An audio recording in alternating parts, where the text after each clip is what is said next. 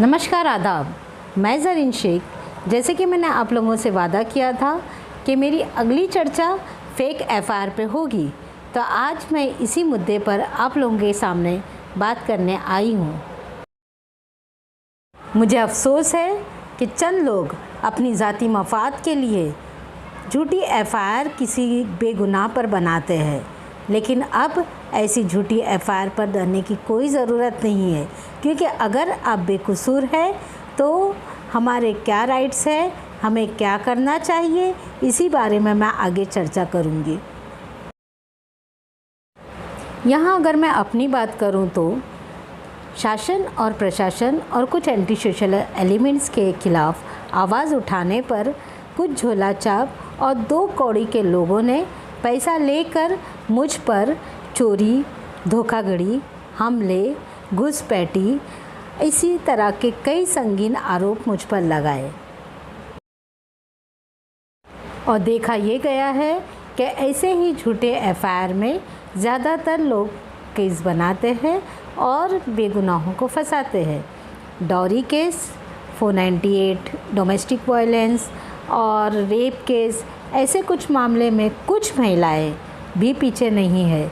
और जहां तक कि मेरे मामले की बात है तो एक औरत के मनोबल को कमज़ोर करने के लिए एक औरत का ही साथ लिया गया था। यदि आप पर झूठे मामले दर्ज होते हैं और आपको पता है कि आप बेकसूर हो, तो हमारे संविधान ने हमें धारा 482 सीआरपीसी का प्रावधान दिया है। धारा 482 के तहत आपके खिलाफ लिखी गई झूठी एफआईआर पर होने वाली पुलिस कार्रवाई को भी फ़ौरन रोका जा सकता है। इतना ही नहीं, धारा 482 के इस्तेमाल कर आप गिरफ्तारी वारंट को भी हाईकोर्ट के ऑर्डर आने तक रुकवा सकते हैं।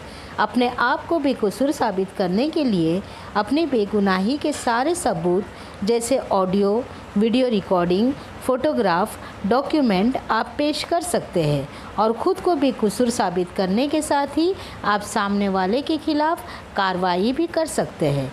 आपने कोर्ट के चक्कर खा लिए, अब सामने वाले को भी इसका मज़ा चखाना ज़रूरी है।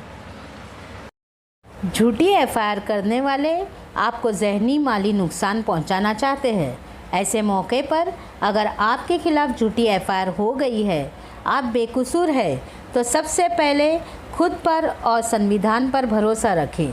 आपको अगर पुलिस बुलाती है तो बजाय डरने के आपको पुलिस स्टेशन जाकर अधिकारियों से बात करना है और सबसे पहले अपने ऊपर लगाए गए इल्ज़ाम या एफआईआर को अच्छी तरह पढ़कर पुलिस को ये बताना है कि एफआईआर में लिखी गई घटनास्थल और टाइम के मुताबिक आप उस वक्त कहाँ थे और इस तरह की झूठी एफआईआर बनाने में सामने वाले का इंटेंशन क्या है। जो भी एविडेंस आपके पास है पुलिस के सामने रखें। अगर आपको लगता है कि पुलिस आपको अरेस्ट कर लेगी तो आप अपने किसी इंटरमीडिएटर को पुलिस स्टेशन भेजें।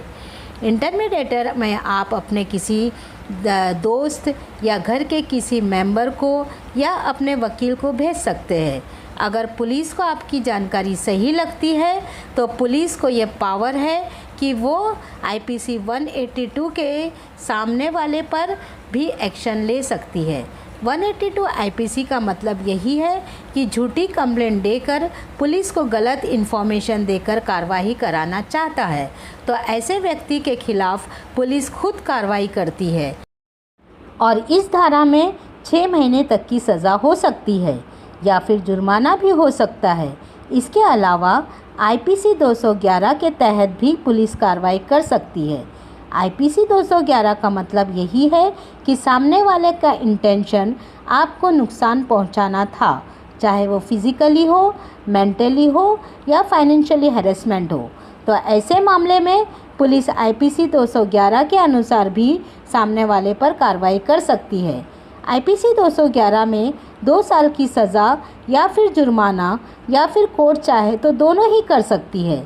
लेकिन अगर आरोप गंभीर यानी जिसमें आपको 7 साल से अधिक या फिर आजीवन कारावास या फिर मृत्युदंड हो सकती थी, अगर ऐसे कोई गंभीर झूठा आरोप लगाया गया था तो फिर झूठी एफआईआर कराने वाले पर कोर्ट में आरोप अनुसार ही सामने वाले पर 7 वर्ष की सज़ा हो सकती है। लेकिन अगर पुलिस खुद इसमें मिली हुई हो और पुलिस खुद आपको अरेस्ट करना चाहती है और पैसा खाकर आपको परेशान करना चाहती है, तो आप आला अधिकारियों को कंप्लेंट करें।